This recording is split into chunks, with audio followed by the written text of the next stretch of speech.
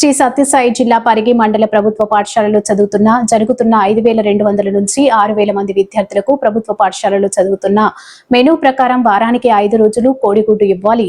కాకపోతే ఈ రోజు పరిగి మండలం విద్యార్థులకు ఏ ఒక్కరికి కోడిగుడ్డు అందించలేదు. ఈ విషయాన్ని ఎంఈఓ గారి దృష్టికి తీసుకెళ్లగా ఎంఈఓ నిర్లక్ష్య సమాధానం చెబుతూ హనుమాన్ ట్రేడర్స్ వాళ్ళకి కోడిగుడ్లు అందకపోవడంతో వాళ్ళు స్కూల్ కి సప్లై చేయలేదని హనుమాన్ ట్రేడర్స్ వత్తాసు పలకడాన్ని జై Bhimrao Bharat party MSF MRPS ఖండిస్తూ ప్రజా సంఘాల నాయకులు ఎంఆర్ఓ ఆఫీస్ దగ్గర ధర్నా నిర్వహించారు.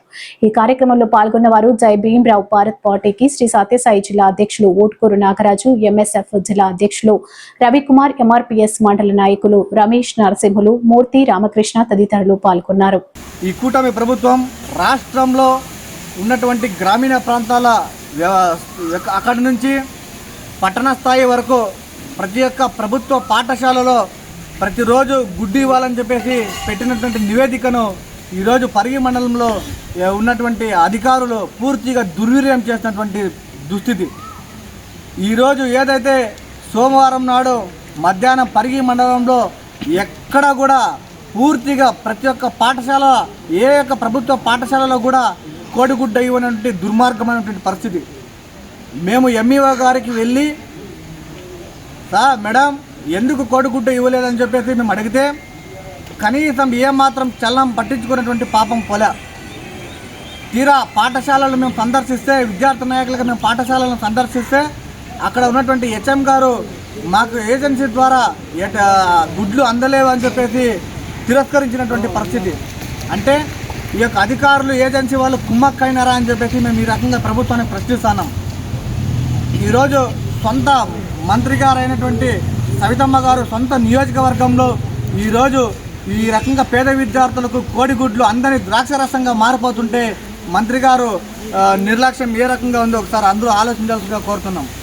పరిగి మండలంలోనే ప్రభుత్వ పాఠశాలలో చదువుతున్నటువంటి విద్యార్థులకు దాదాపుగా అంటే 5,000 నుంచి 6,000 మంది ఇక్కడ ప్రభుత్వ పాఠశాలలో చదువుతుంటే ఇక్కడ ఉన్నటువంటి ప్రభుత్వ పాఠశాలలకి ఎవరైతే కోడిగుడ్లు సప్లై చేస్తున్నారో హనుమాన్ ట్రేడర్స్ వాళ్ళు గతంలోనే అనేక మార్లు ఒక గుడ్డు వచ్చి దాదాపుగా అంటే 50 గ్రాములు ఇవ్వాల్సిన చోట 30 గ్రాములు మరి 25 గ్రాములు ఇస్తా అంటే దీనిపైన అనేక మార్లు ఇక్కడ ఉన్నటువంటి అధికారులకు వినతి పత్రం ఇచ్చినాం.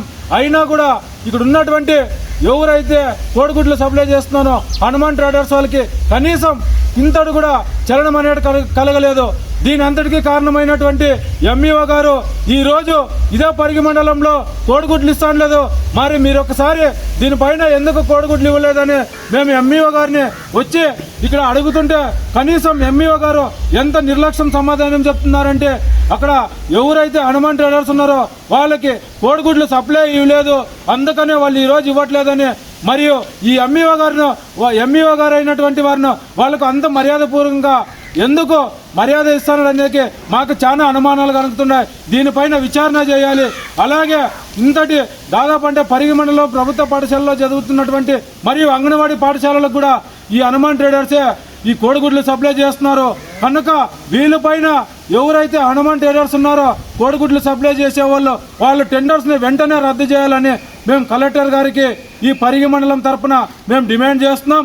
అదేవిధంగా ఒక పరిగి మండలంలోనే కాదు దాదాపు అంటే 4 నియోజకవర్గాల్లో ఈ హనుమాన్ ట్రేడర్స్ వారు కూడా కోడిగుడ్లు సప్లై చేస్తున్నారు. మరి ఒక పరిగి మండలంలోనే ఇలాంటి ఇంత దుర్మార్గమైన చర్య చేస్తుంటే ఈ 4 నియోజకవర్గాల్లో మరి ఇంకా ఎంత పెద్ద అవినీతి జరుగుతుందో అని దీనిపైన అనేక మార్లు మేము ఫిర్యాదు చేసినాం.